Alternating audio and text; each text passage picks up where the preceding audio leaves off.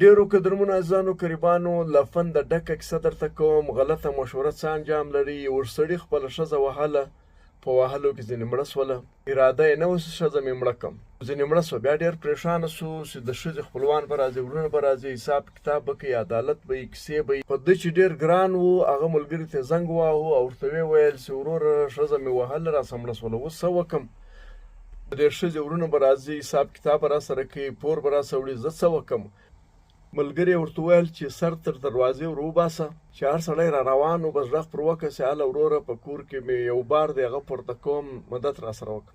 ورته ووایه چې وروره په کور کې غوا خلاص شوې ده، نه تړل کېږي، ته راسه دغه غوا راسره وتړه، چې څنګه دې کور ته راننیسئ مړ یې کړه، چې مړ دی که بس اعلان وکړه چې وروره دا مې د ښځې یار و، ما دواړه سره ونیولو، دا دې دواړه مې سره مړه کړه.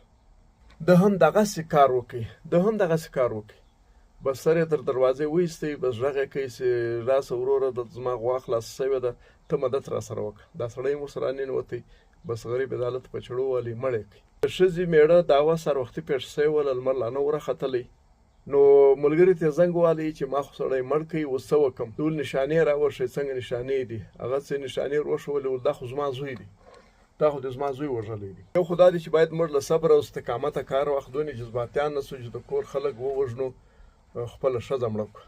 غیر ضروري ځان کارول دا هم د یو سړي کار نه دی. بل دا دی چې یو ګناه در څه وسوله، قتل دې وکړئ، ګناه دې وکړله، بیا که یو څوک مشوره درکوي، باید دا مشوره درکوي چې هغه انساني وي، شرعي وي، اسلامي وي، داسې مشوره نه کړي در چې په تا بل قتل وکړي. نو قدرمنو دغه یوه کیسه مو درته وکړه، د فنده ډکه کیسه. زموږ دوی په وطن کې داسې کیسې پیښېږي او دغه تهمتونه، تورونه دا بیخي ډېر دي چې یوه ګناه وکړي، د یوې ګناه دپاره سل ګناوې نورې کوي. نو چې ګناه وشي، الله ته توبه وکړئ، ځان تسلیم کړئ، سزا ته یې ځان تیار کړئ. له سزا ځان مه ژغورئ، که تاسې له سزا ځان ژغورئ نو بیا به نو دوی به دې درپسې وي.